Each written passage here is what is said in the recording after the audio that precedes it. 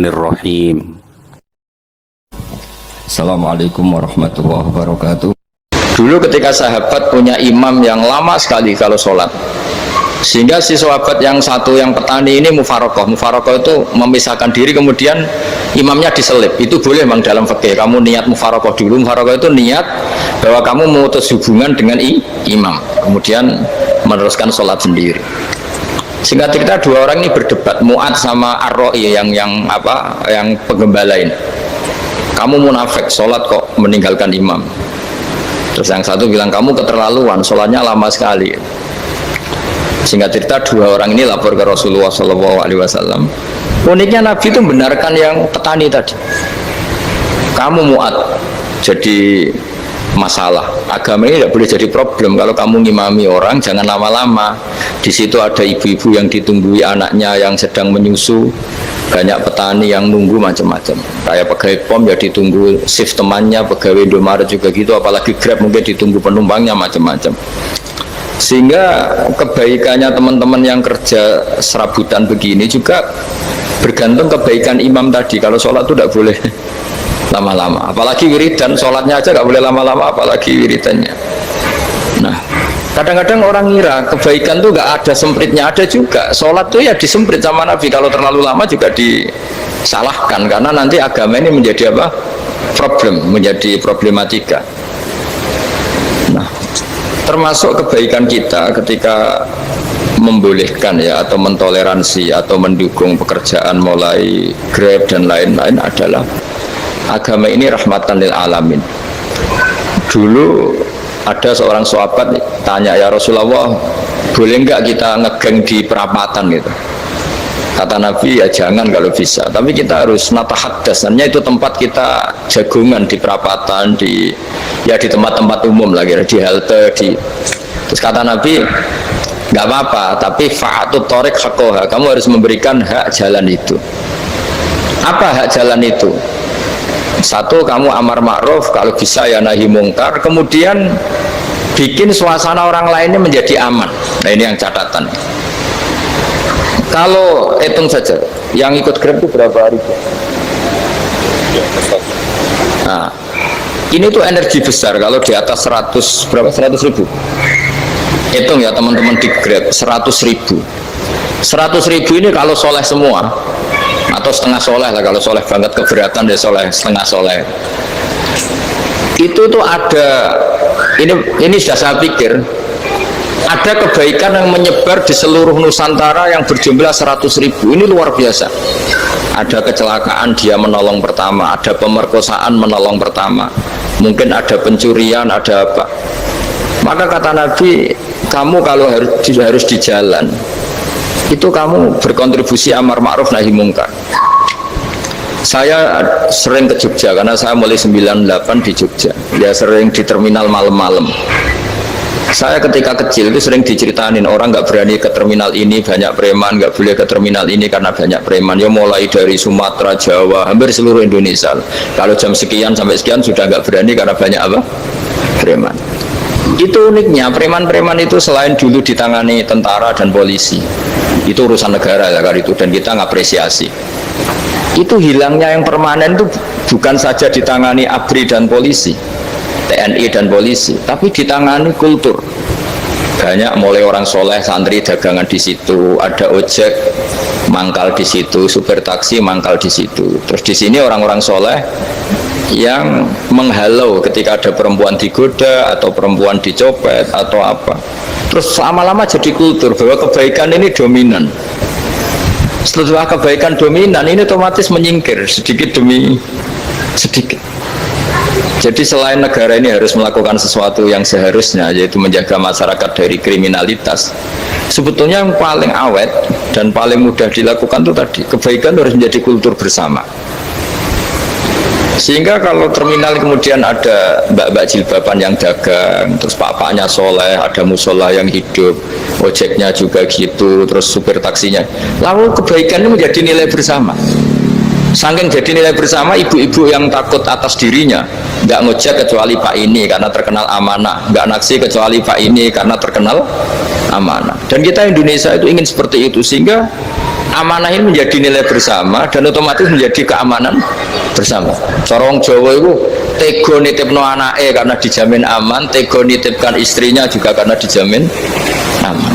Nah, kalau kebaikan ini juga menjadi satu nilai jual dan kita bisa mengawal secara serius, itu alhamdulillah betul. Nah, dimulai dari mana? Satu, mental kita takwa. Kedua, sistem sosial, bahwa kita terkoneksi oleh indukan ya, juga terkoneksi oleh kepolisian. Maksudnya karena kita terdaftar, kalau ada anak hilang kan tinggal ini yang bawa wahyu misalnya. Nah, jadi saya mohon, semohon-mohonnya, kebaikan ini harus jadi nilai bersama. Setelah terminal itu banyak orang baik, otomatis yang ini tuh menyingkir. Akhirnya apa? Nanti yang bos-bosnya toko itu ya hanya nitipkan sama orang soleh. Yang mau nge-grab juga hanya titip sama yang soleh. Begitu seterusnya. Sehingga jadi siklus kebaikan yang bersama. Nah, ini yang dimaksud Quran, wa tamiru bainakum bima'ruf. Iktimar itu namanya urusan bersama. Ya, saya ulang lagi ya. Jadi orang Arab kalau bilang iktimar itu urusan bersama. Sehingga bahasa Arabnya konferensi besar itu kalau di NU disebut apa? Muktamar. Muktamar itu menjadikan urusan publik dirembuk, itu namanya apa? Muktamar. Nah, di antara kebaikan yang diinginkan Islam itu wa tamiru bainakum bima'ruf. Urusan kebaikan ini menjadi urusan apa? Bersama. Ya, saya contoh itu kecil saya itu mesti dikandani sama orang-orang tua, jangan di terminal ini sampai jam ini, jangan di perapatan ini ketika sudah jam begini. Tapi barokahnya orang soleh bertebaran di mana-mana itu. Yang tukang grab ya di mana-mana, yang penjaga toko ya banyak yang soleh, yang ngojek, yang macam. Sehingga di terminal itu nyari tempat sholat ya gampang, cari tempat duduk ya gampang, nyari orang amanah ya gampang. Bahkan lama-lama yang nggak amanah ini nggak laku. Dan ini yang kita inginkan. Dan ketika nggak laku, akhirnya dia kalau ingin laku harus amanah, atau ingin laku harus tobat. Nah, agama ini urusan bersama, sehingga Allah mengistilahkan wa tamiru bainakum bima'ruf. Jadikan kebaikan ini urusan bersama. Sehingga karena ini urusan bersama, ketika kita jadi kiai juga harus, kalau misalnya tadi ada Gojek kok makmum, atau Grab kok makmum, atau supir bis kok makmum, kiainya harus cepat sholatnya. Jangan baca surat Baqarah, nanti diomel-omelin apa penumpangnya. Begitu juga ibu-ibu menyempatkan jamaah, waktunya tidak lama, di rumah sudah ditunggu anaknya yang masih menyusu.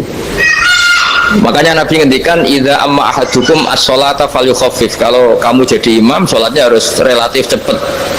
Fa inna fihim ad-dhaif badal hajat. Di antara makmum itu yang banyak punya urusan. Selain ada yang lemah, ada yang punya banyak urusan.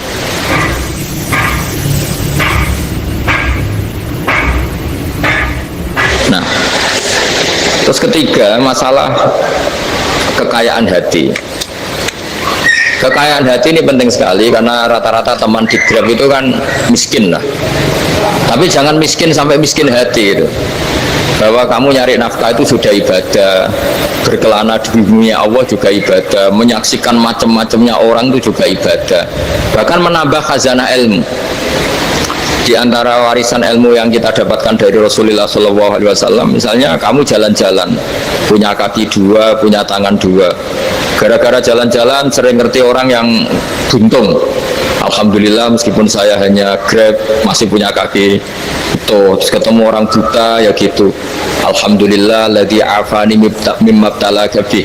Alhamdulillah saya terselamatkan dari seperti itu. Sehingga melihat orang maksiat juga gitu. Saya meskipun gini terselamatkan dari tempat maksiat, dari, sehingga hidup itu tidak nelongso gitu. Ada nilai lebih yang kita punyai. Jadi di antara kebaikan Islam adalah orang disuruh ingat sisi nikmat. Nah, kalau nikmat itu sudah ada semua, kata Imam Ghazali, nikmat hidup. Kata Imam Ghazali, jika nggak ada kenikmatan yang Anda punyai, kamu datang ke kuburan. Disuruh datang ke kuburan. Dan kamu bilang begini, kenikmatan kembali ke dunia adalah kenikmatan yang diinginkan mulai yang mati zaman Nabi Adam sampai kiamat. Jadi kalau Fir'aun yang pernah jadi raja, Namrud, semuanya Bahkan orang-orang soleh sekalipun, kalau kamu tanya keinginan terbaiknya apa, ingin kembali hidup untuk membenahi kesalahannya zaman hidup. Artinya apa? Kehidupan yang kita miliki sekarang adalah kenikmatan yang dirindukan mulai yang mati zaman Nabi Adam sampai kiamat. Maknanya apa? Kita punya kenikmatan yang luar biasa karena kenikmatan yang dirindukan oleh orang yang sudah mati mulai dulu sampai sekarang. Apapun masalah hidup Anda ini punya kenikmatan yang nggak tertandingi, yaitu namanya hidup. Barokahnya hidup itu kita bisa tobat. Setidaknya ingin tobat. Kalau nggak bisa tobat, ingin tobat. Makanya di Indonesia itu banyak nyuwun sewu, banyak maling yang anaknya itu soleh, karena kalau ngandani anaknya tetap dini, wes le bapak tok sing lakoni kowe ojo, bapak tok yang alami ini kamu jangan. Banyak di Indonesia orang nggak bisa baca Quran, anaknya hafid, karena setiap bodoh itu tidak diwariskan. Wes le bapak tok sing bodoh kowe ojo bodoh. Mungkin teman-teman di Grab juga gitu, wes bapak tok cong sing nasi pengennya kowe ojo. Jadi kebaikan begini itu akan terus menerus diwariskan, sehingga banyak orang tidak tamat SD anaknya dosen, nggak tamat SMP anaknya dekan, karena setiap dari kita itu cita-cita kebaikannya menurun ke anak cucunya, keburukannya berhenti di dia.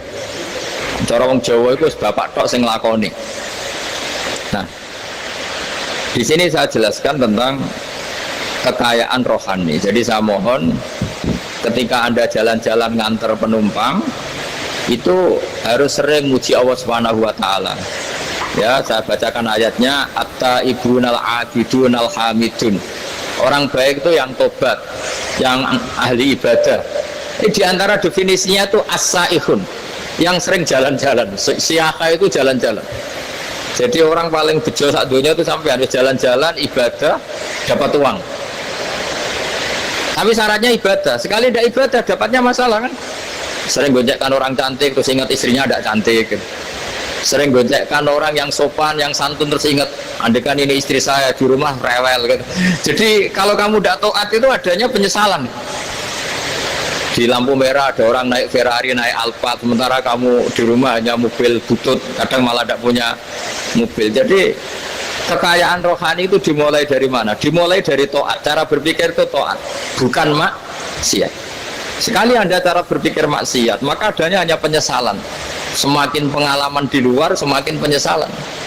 Karena di luar sana banyak orang yang dapat nikmat yang lebih dari Anda. Tapi sekali Anda taat, kamu akan mensyukuri apa yang Anda miliki dan tidak pernah ingin sama yang dimiliki orang lain.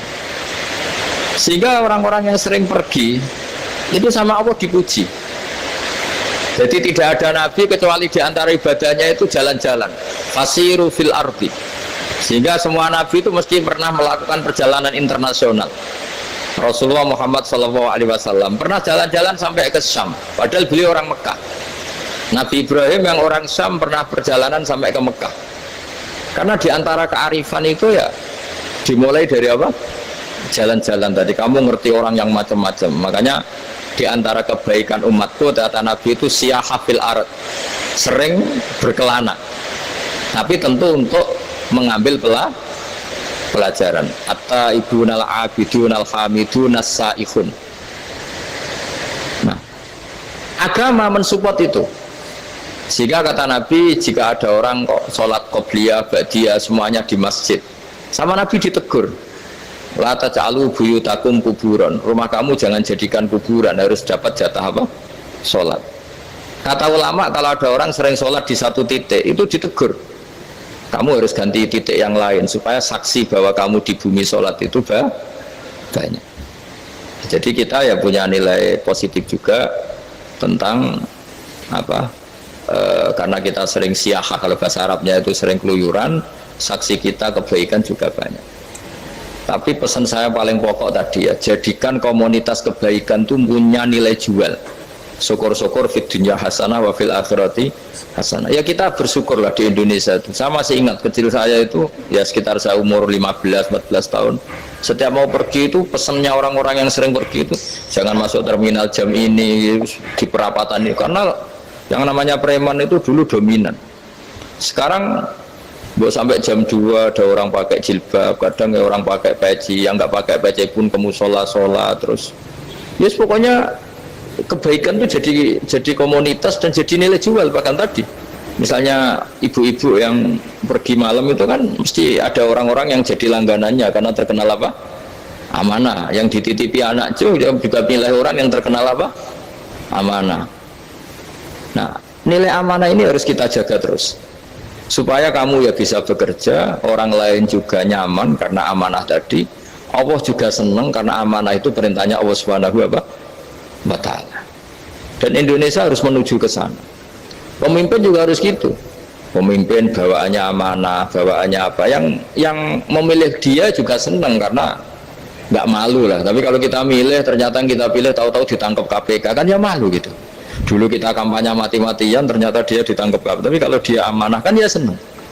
Sama kalau tukang Grab ketangkap satu karena penodaan atau karena pengkhianatan, yang malu juga semua karena kadang-kadang nanti digeneralisir seakan-akan semuanya seperti itu. Tapi dengan reputasi panjang nggak pernah terjadi apa-apa dalam Grab kan otomatis lainnya juga terangkat. Nah, ini yang dimaksud wa'tamiru bainakum bima'ruf. Jadikan kebaikan itu urusan bersama. Makanya andaikan negara itu sudah mengoptimalkan polisi, TNI untuk meringkus preman, oke, itu baik. Tapi ya lebih awet lagi kalau itu ditopang masyarakat. Karena yang nggak amanah terkucilkan, terus akhirnya Grabnya nggak laku, akhirnya dia dipecat, akhirnya kan yang maksiat hilang, yang kriminal hilang, yang ada hanya Grab yang baik. Begitu juga di dunia apapun. Itu yang dimaksud wa'tamiru bainakum bima'ruf. Jadikan kebaikan ini urusan bersama. Nah, karena kita baik, otomatis jadi teladan yang baik bagi anak kita, istri kita, tetangga kita. Dan karena kita baik, maka terhormat. Sehingga orang melihat Grab itu simpatik, respect, karena reputasinya baik. Nah, karena orang respect tidak dicibir. Barokahnya tidak dicibir, tidak mangkel. Barokahnya tidak mangkel, tidak saling ejek, bahkan tidak saling bunuh. Coba kalau kita jelek, dicibir orang, kita dalam keadaan mabuk, tidak terkontrol, bunuh. Jadi efek dari maksiat itu begitu buruknya. Sehingga penelitian itu mengatakan kebanyakan kecelakaan ya pemicu utamanya rata-rata ya nyupir dalam keadaan mabuk. Beberapa nyuwun sewu kasus-kasus kriminal rata-rata ya dipicu oleh hal-hal seperti itu. Makanya meskipun di luar saya tolong hindari narkoba, hindari hal-hal yang maksiat supaya pekerjaan Anda ini barokah.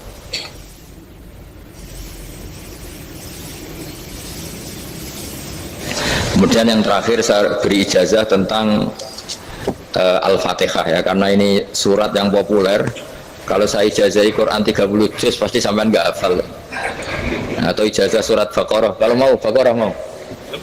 Ijazahi surat Baqarah mau 2 juz setengah. Mau Mas Asep? Ya Fatihah aja yang gampang ya. Nah, ya kulhu Fatihah ini paket ringan ini. Tapi pahalanya apa? Besar. Ini beda ya, artinya selama ini mungkin Anda baca tapi monoton ya. Tapi ini saya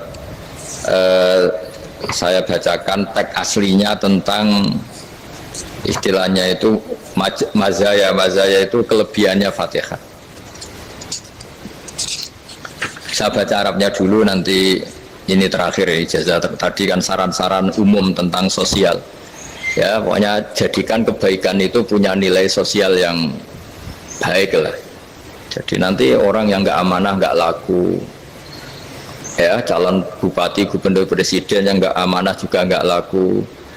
Begitu juga kiai yang tidak amanah juga nggak laku, suami yang nggak amanah juga nggak laku, istri yang nggak amanah juga. Sehingga kebaikan itu jadi nilai sosial yang dalam tanda kutip sudah keniscayaan ya. Yang diinginkan Allah itu seperti itu, bukan kebaikan yang dipaksakan karena kekuatan negara. Maksudnya kalau bisa kebaikan itu tidak usah dipaksakan, memang sudah satu kebutuhan.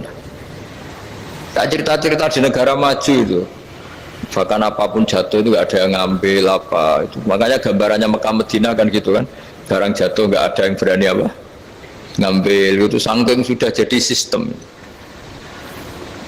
Sehingga banyak negara di Eropa itu yang sampai nggak punya tentara, nggak punya polisi karena kebaikan sudah. Nah kita kan masih capek, polisinya aja capek, apalagi masyarakatnya karena ya apa ya kebaikan itu belum jadi nilai apa bersama. Nah kita selain ditopang negara, ada polisi, ada tentara itu kita usahakan kebaikan itu jadi nilai apa bersama. Ya, tadi wa'tamiru bainakum bima'ruf. Dan kita punya reputasi yang bagus dalam bab ini. Saya masih ingat kecil saya itu yang jilbaban hanya keluarga kiai. Sekarang rata-rata masyarakat itu jilbaban. Dulu yang sekolah SMP, SMA itu jilbaban kadang dulu malah dilarang ya harus sama seperti itu seragamnya. Sekarang sudah boleh dan nyaman. Lama-lama yang dapat simpatik ya yang pakai pakaian model tertutup seperti itu. Lama-lama gamane cara wong golek mantu ya golek yang seperti itu daripada yang blodor. Lama-lama jadi nilai bersama. Ya ingin saya seperti itulah. Di terminal juga sama. Orang mau makan cari warung yang kelihatan ada ayat kursinya, pakai jilbab atau paling tidak dia nggak mungkin lah nyuguhkan yang tiren atau yang haram. Akan ada garansi sosial. Ada apa? Ada garansi apa? Sosial dengan penampilan yang soleh itu kan. Masa iya nyuguhkan oplosan babi gitu misalnya itu. Jadi nilai sosial itu harus ya tadi harus benar-benar jadi nilai sehingga negara biar gak capek-capek. Polisi juga gak capek kan karena tugasnya corong Jawa mau ngawat-ngawati tok tapi tidak perlu tegang karena kebaikan sudah jadi nilai apa bersama. Ya, ingat-ingat ya ayatnya tadi wa'tamiru bainakum bima'ruf. Jadi kebaikan itu harus jadi nilai bersama. Iktimar itu menjadi urusan bersama.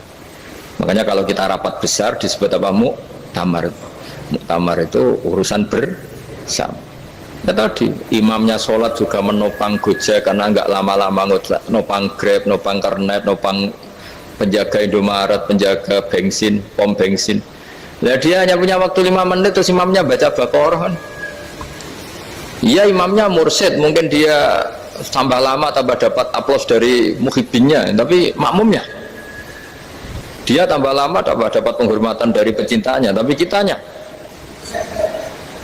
wah khusyuk wali kan dia dapat status naik lah, kita yang sudah tidak ikut jadi wali diganggu apa pekerjaannya. Kalau ada imam seperti itu sampai mufarokoh saja niat ya Allah sampai sini saja saya makmum orang itu, silakan orang itu punya urusan sendiri dengan jenengan ya sudah atau salib saja apa ya, itu boleh. Kalau dalam fikih namanya apa mufarokoh.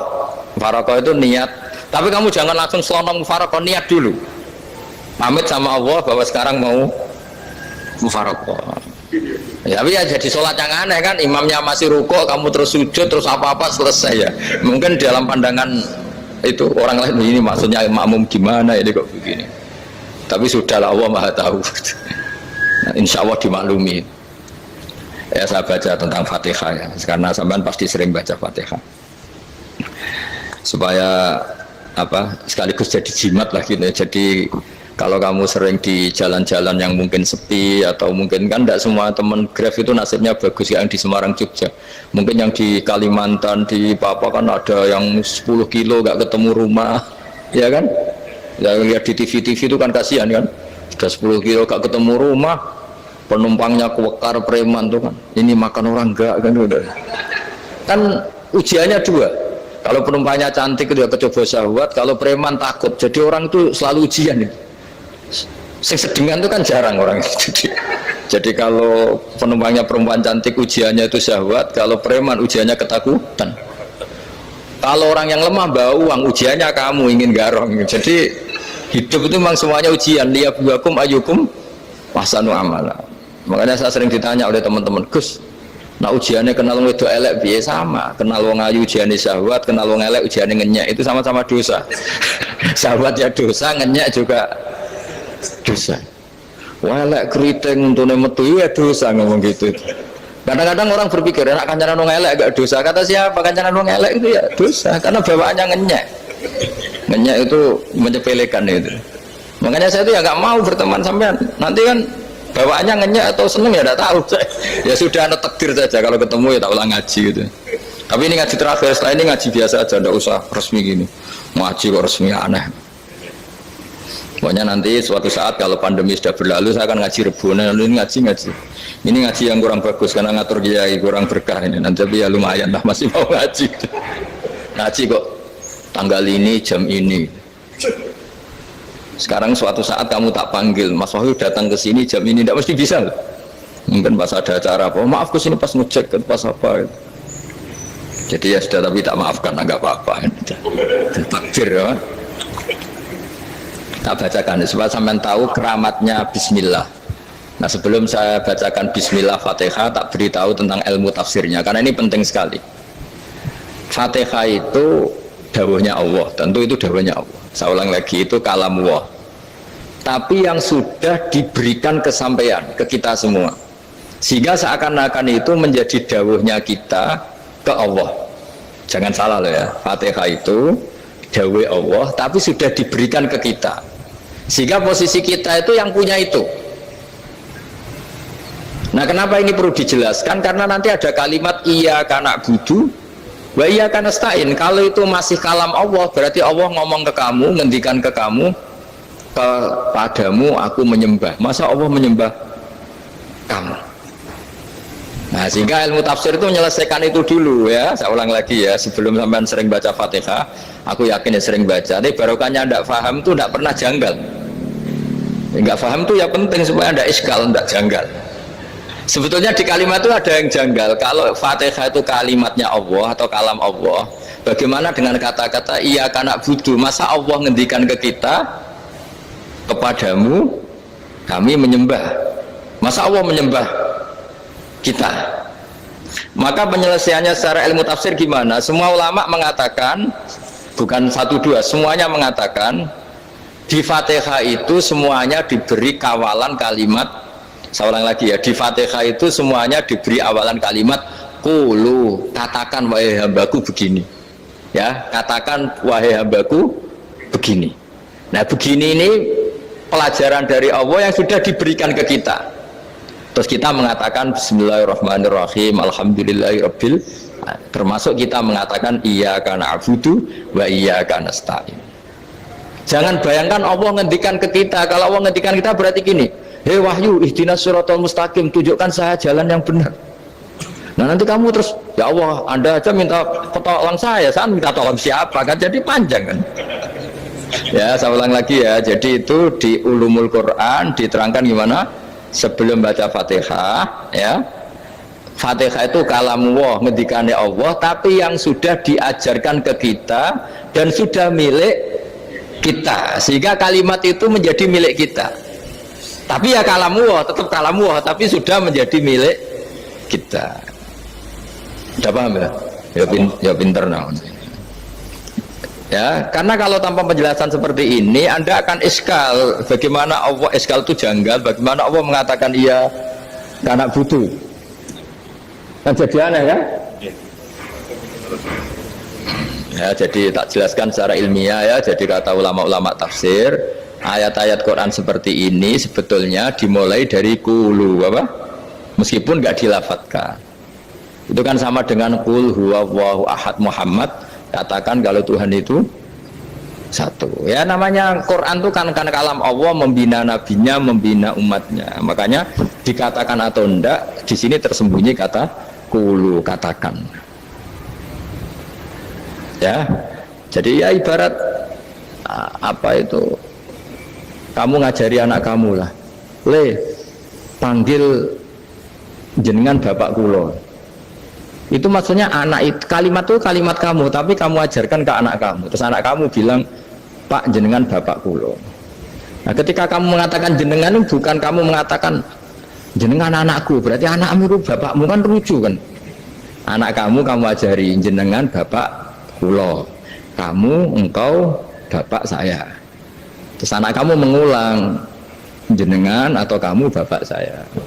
Berarti itu kalimat yang kamu ajarkan, tapi sekarang sudah milik anak kamu.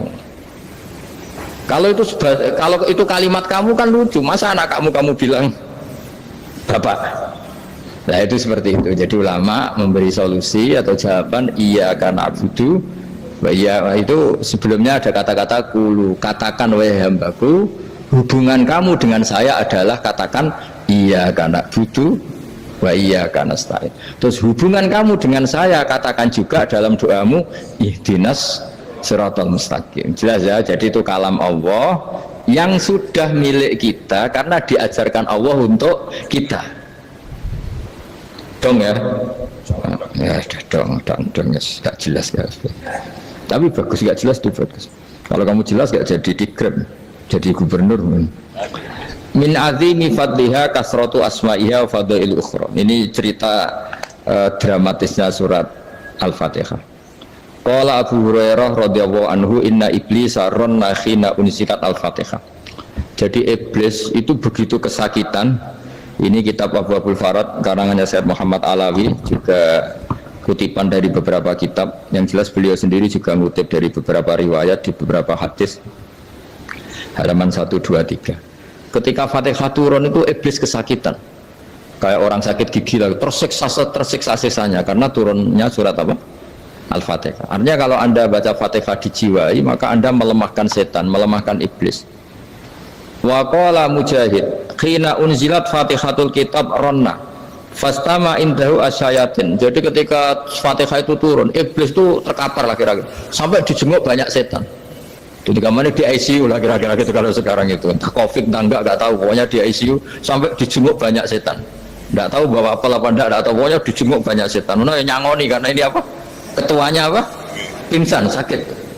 Jadi iblis itu sakit sampai dijenguk anak buahnya setan-setan. Ya semoga kalian semua tidak kenal setan. Kalau kenal berarti teman, apa? Wa qalu misla dzalik wa qala lahum laisa mimma taquluna syai'un walakin unzilat suratun laisa ajru qailiha illa an harramahu alaihi nar jahannam. Saya ini bukan sakit fisik kata iblis. Kamu tidak usah jenguk saya, datangkan dokter terbaik, tidak usah. Saya ini tidak sakit fisik. Saya ini sakit karena ada surat yang diturunkan, yang pahala yang melafatkan surat itu pasti selamat dari neraka. Padahal misi terbesar saya ini supaya manusia masuk neraka. Sekarang punya tamengnya.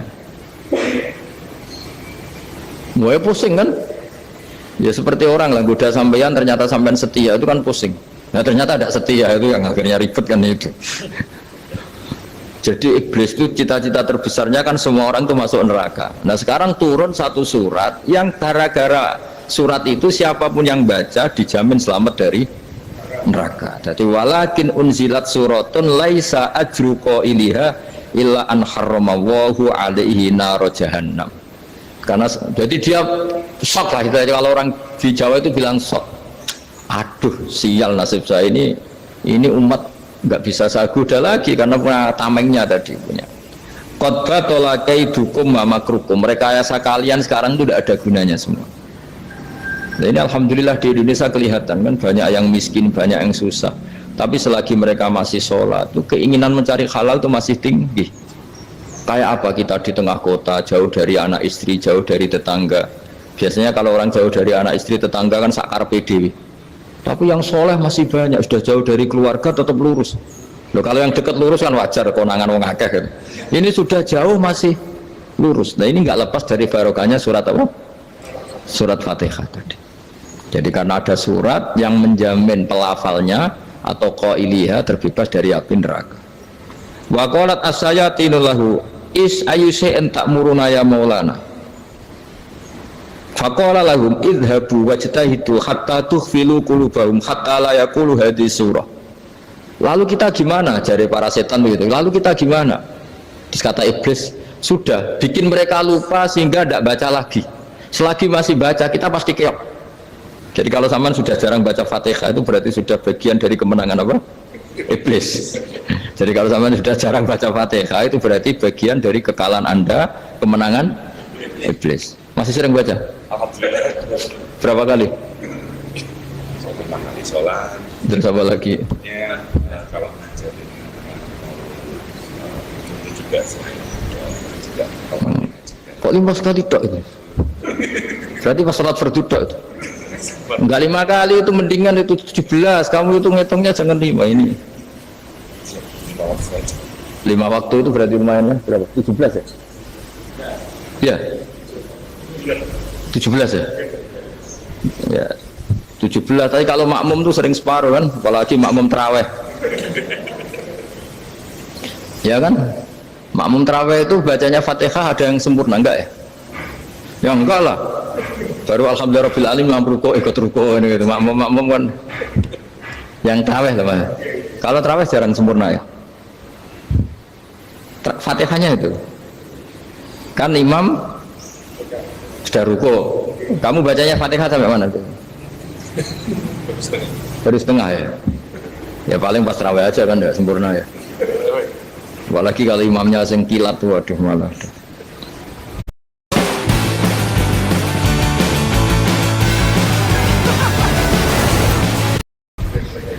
Nah, ketika Fatihah itu sebegitu keramatnya, sebegitu topnya, itu setan rapat, singkat cerita itu yang tadi dipimpin oleh iblis yang sedang terkapar apa? Terus tadi obatnya nggak ada, cuma dia shock karena ada surat yang turun yang melafatkan itu pasti selamat dari apa? Neraka. Nah ini gimana saran Anda? Terus sarannya adalah bikin orang-orang itu lupa, tidak baca Fatihah. Nah ini rapatnya iblis. Idzabu wajtaitu hatta tufilu qulubahum hatta la yaqulu hadhihi surah. Kala yuksiru qira'ataha wa la yakunu lahum ajrun wa thawabun bal yakunu lahum adzabun wa iqabun.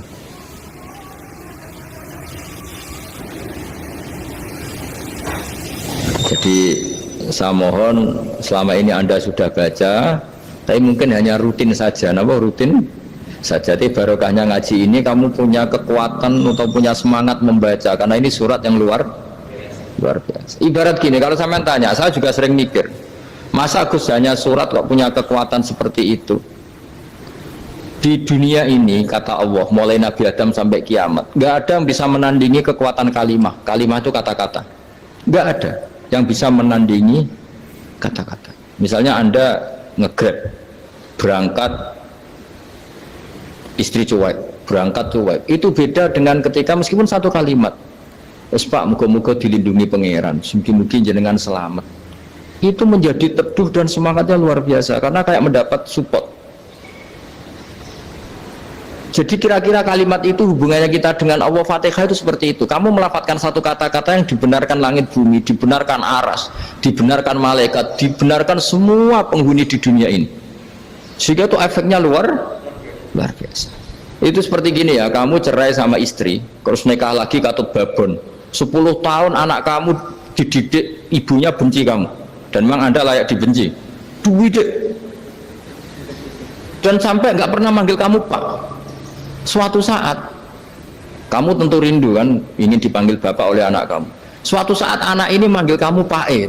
Wah, itu senengnya bukan main, hanya sebuah kata-kata. Makanya kadang-kadang orang itu tanya sama kiai, ijazah lafadz ini gunanya apa sih? Itu ijazah itu untaian kata-kata. Yang kata-kata ini dibenarkan langit dan bumi dan aras dan para malaikat, sehingga efeknya itu luar.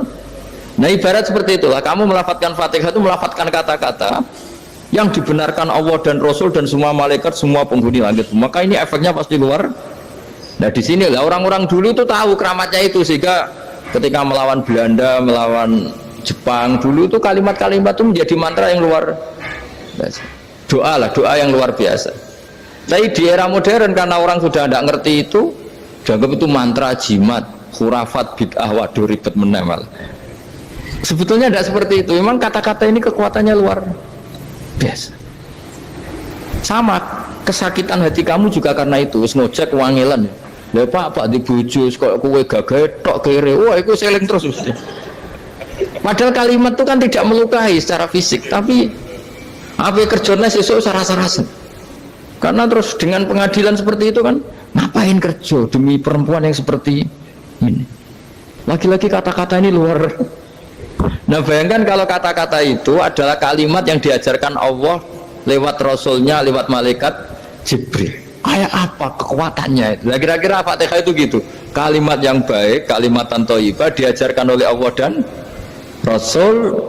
Kayak apa kira-kira kekuatannya? Pasti luar biasa. Wong support yang dikatakan istri kita, anak kita aja luar biasa, apalagi ini support yang diajarkan Allah dan Rasul. Ya makanya saya mohon kalau baca Fatihah, baca kalimat-kalimat thayyibah ketika sholat itu dijiwai. Ya misalnya Rabbana lakal hamdu mil'us samawati wa mil'ul ardi wa mil'u ma syi'ta min syai'im. Engkau zat yang layak dipuji dan pujian ini memenuhi langit dan bumi. Karena kita tahu nggak ada sejengkal di alam raya ini kecuali di situ ada rahmat Allah. Misalnya kamu bisa lewat sampai rumah saya, kamu mungkin anggap biasa saja. Coba kalau ngalami likuifaksi, tahu-tahu bumi ini ambles, bisa ngelewati yang likuifaksi itu luar. Tanyakan orang pernah ngalami likuifaksi di Sulawesi, itu melihat bumi bisa diinjak gak ambles itu, wah luar. Sampean nggak ngalami itu sehingga lewat bumi ya biasa aja. Coba kalau ngalami seperti tidur, ya biasa aja. Coba kalau ada gempa, bahwa bumi tenang ini sudah nikmat yang luar biasa. Masa kamu ngakui nikmat nunggu digituin? Ya kan? Nah, makanya baca Fatihah dijiwai lah, bahwa ini kalimat yang luar biasa. Nah, saya teruskan ya. Warwa Muslimun fi sahihihi an Ibnu Abbas radhiyallahu anhuma annahu qala bainama Jibril alaihi salam qaidun dan Nabi itsami anaqidan min fawqih farofa ar-ra'sa fa qala hadza babun minas sama futihal yawma lam yuftaqadu ilal yaum fanazala minhu malakun fa qala hadza malakun nazala ilal ardi wa lam yanzil qattu ilal yauma fasallim wa qala abshir binuraini qad utitahuma lam yu'tahuma nabiyyun qablak fatihatul kitab wa khawatimu suratil baqarah. Jadi suatu saat Jibril ini jagongan kira-kira gitu sama Rasulullah, tahu-tahu langit itu gemuruh. Langit gemuruh, kata Jibril, terus semuanya ngangkat kepala ke langit. Ini pintu langit baru ini dibuka, yang sebelumnya tidak pernah dibuka seperti ini. Turunlah malaikat, yang malaikat ini pun malaikat spesial, yang nggak malaikat murahan lah kira-kira gitu, yang nggak pernah turun ke bumi kecuali juga saat itu, dengan penyambutan yang luar biasa, dengan semuanya tidak pernah terjadi, hanya karena bahas surat Fatihah. Jadi ini surat yang luar biasa, pengawalannya lewat malaikat yang spesial, nggak pernah turun di bumi kecuali saat itu, penyambutannya juga nggak pernah seperti itu, baru seperti itu. Jadi semuanya itu spesial. Nah, kenapa ini spesial? Karena di situ ada isi puja-puji kepada Allah Subhanahu wa Ta'ala. Ada ikrar kita, alhamdulillah rabbil alamin ar-rahmanir rahim. Ikrar ini penting. Kalau contoh paling gampang gitulah, kamu punya istri selama ini cerewet terus, suatu saat ngomong, Pak, tak angen-angen rawono wong lanang kayak sampeyan. Wah, itu langsung tidak ada lelaki sebaik engkau. Itu sama senengnya, masya Allah, karena ada ikrar dari seorang istri ke kamu. Nah, bayangkan kalau ikrar kita sebagai hamba diakui oleh Allah Subhanahu, maka ikrar ini akan dicatat sebagai kebaikan kita yang kita panen nanti di akhirat, karena ada ikrar. Kita ikrar bahwa alhamdulillah rabbil alamin, kita ikrar ar-rahmanir rahim, kita ikrar maliki yaumiddin, kita ikrar iyyaka na'budu wa iyyaka nasta'in. Sampean misalnya jadi orang Indonesia, ketemu orang Indonesia yang makmur di Jerman, terus lupa Indonesia. Kamu orang Indonesia, enggak, saya enggak orang Indonesia. Mangkel gak kira-kira? Mangkel. Karena salah ikrar kan gitu. Ya, jadi saya mohon jangan anggap kalimat itu hal yang biasa, tapi luar biasa. Nggih, ngoten mawon. Assalamualaikum warahmatullahi wabarakatuh.